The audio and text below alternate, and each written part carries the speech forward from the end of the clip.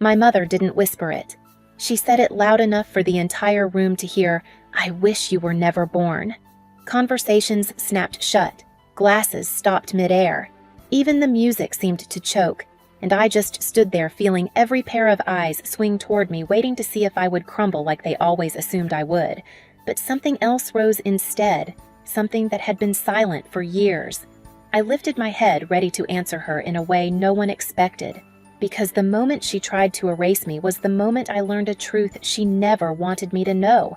I grew up in a 2-story house on a quiet street in Rochester, the kind of place people describe as stable, peaceful, predictable. And maybe it was for everyone except me. From as early as I can remember, there was an unspoken order in our home, a gravitational pull that everything seemed to orbit around. And it wasn't me. It was my younger sister Ashley, the golden one, the girl whose name could brighten my mother's face faster than sunlight hitting a window. If Ashley sneezed, Mom fetched tissues like she was aiding a national treasure. If Ashley brought home a ribbon, any ribbon, even the kind every kid got just for showing up, Dad announced it across dinner like breaking news. And whenever I achieved something, even something real, something earned, the reaction was always the same, polite, brief, a soft pat on the back before the spotlight swung right back where it belonged. I remember the year I won first place at the regional math competition. I was 14. I carried that certificate home like it was the most fragile thing in the world, terrified the corners would bend. Mom didn't even look up from the laundry basket when I laid it in front of her. "That's nice," she murmured, then added Ashley's volunteering at the hospital today. "Isn't that wonderful? She's making real impact." Real impact. Those 2 words became the measuring stick she used for everything.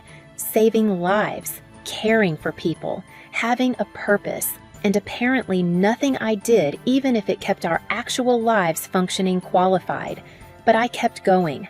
I worked early mornings at a coffee shop through high school, rushing from school to shift to home, where I would still study until my eyes burned.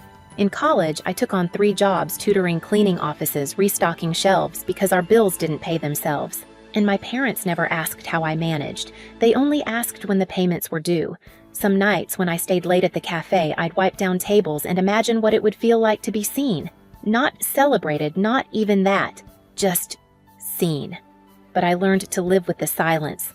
I learned to survive inside it.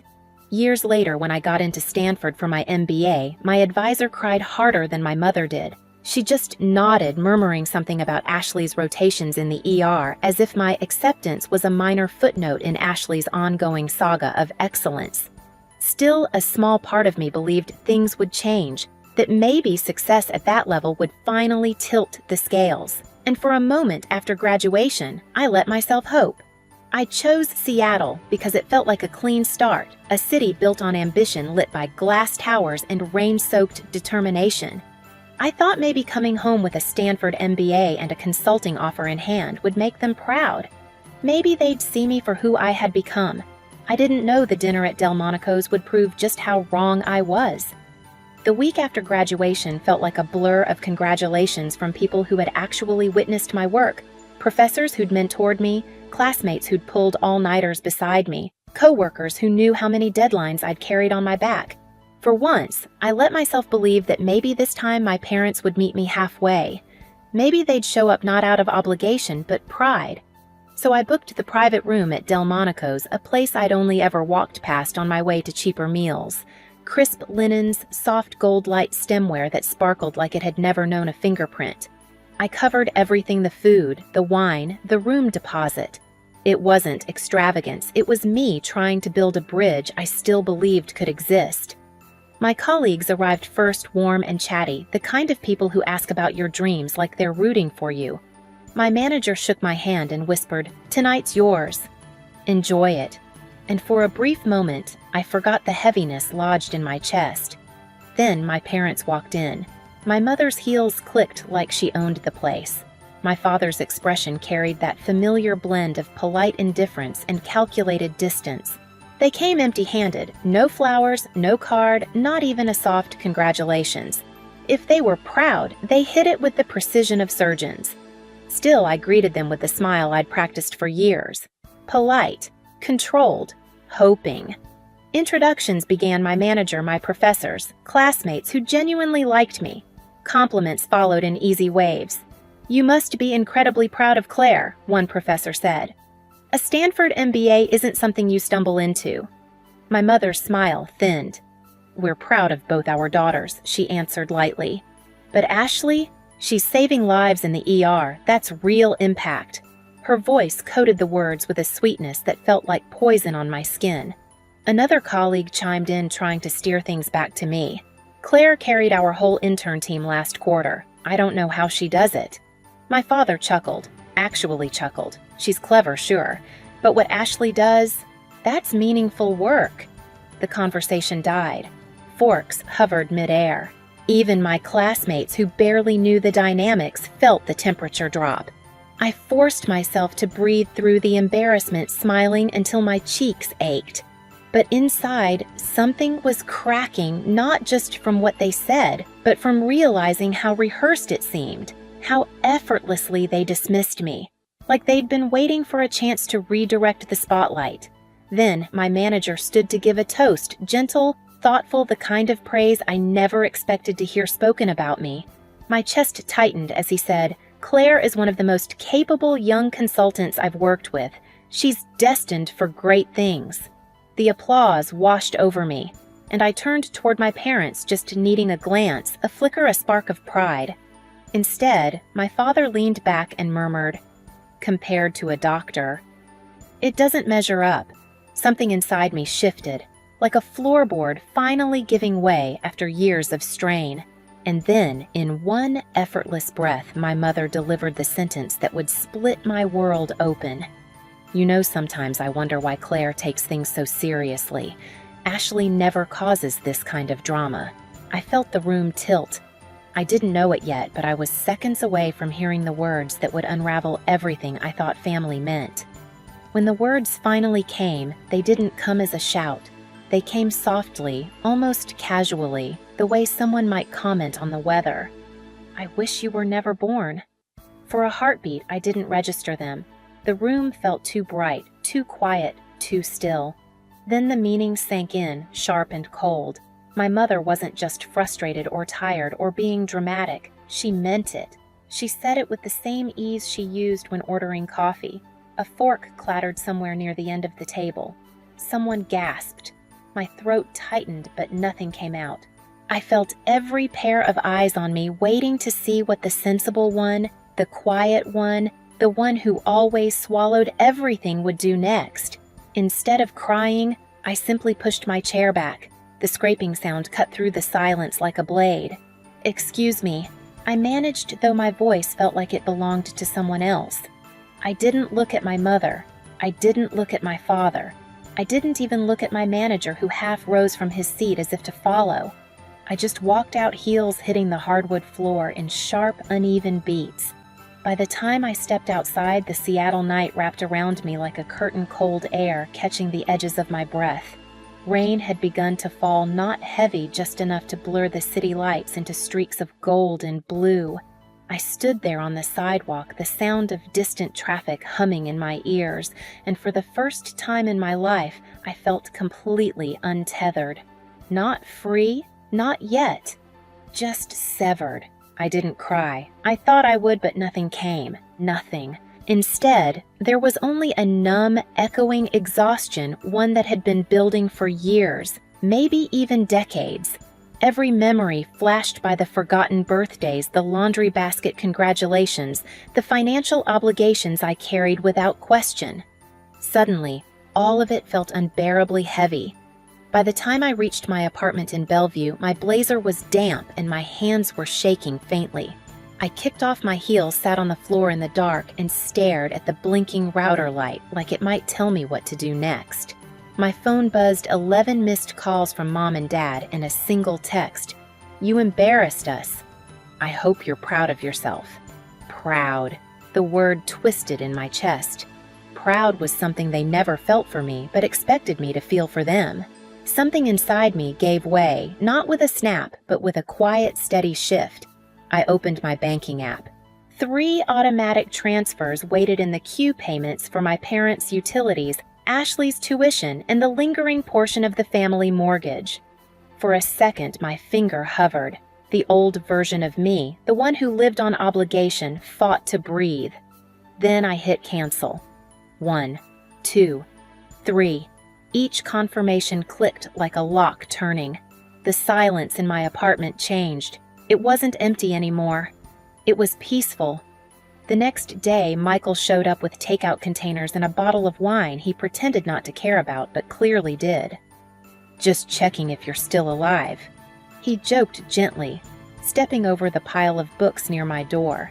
I sat on the floor again this time with him beside me, steam from the food rising like an anchor pulling me back into my body.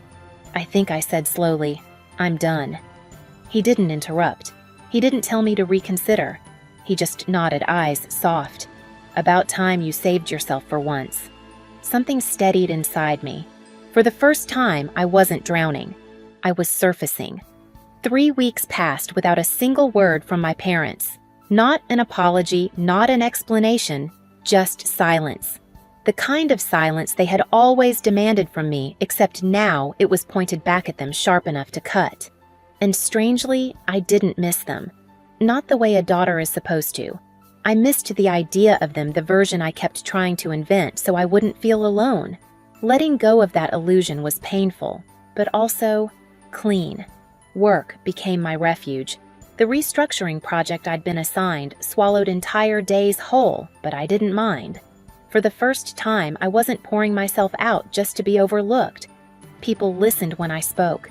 Clients deferred to my judgment. My manager handed me responsibility like he trusted me to carry it because he did. And when a local business magazine asked to feature the project, I said yes. I didn't mention my family in the interview. I didn't have to. The journalist said she wanted to highlight resilience, how you grow when the ground underneath you keeps shifting. When the article went live, my inbox filled with messages from strangers, people who had endured parents who only loved the version of them that stayed small. Their words felt like breadcrumbs on a path I didn't know I was following. But quiet is never permanent, not in families like mine. On a Tuesday afternoon, I came home after a 12-hour day, exhausted, still in heels, blazer slipping off my shoulder, and found 2 silhouettes through the frosted glass of my apartment door. For a moment, I thought it was a delivery. Then, I heard my mother's voice. "Claire, open the door. We know you're there." My stomach dropped. I didn't move, not because I was afraid, because I no longer owed them urgency. When I finally opened the door, they swept inside without waiting for an invitation. Like my home was just another thing I maintained for them. My father took the couch. My mother paced once, then faced me with tight, brittle anger. "We need to talk," she said, "about Ashley." Of course it was about Ashley. It always was. My father folded his hands stiffly. Her internship ended unexpectedly. There were cuts. Her tuition balance is overdue, and if it isn't taken care of, she'll be asked to take a leave from the program. I didn't sit. I didn't blink. And my mother snapped, "We need your help." The audacity landed like a slap. They hadn't shown up to apologize. They hadn't shown up to ask how I was, or why I walked out of that restaurant, or what they had done to cause a fracture big enough to swallow our entire relationship. They came because they wanted me to fix their favorite daughter's life again. When I didn't answer immediately, my mother's tone sharpened. "Claire, don't be petty. Ashley is your sister." I laughed, short, bitter, not amused.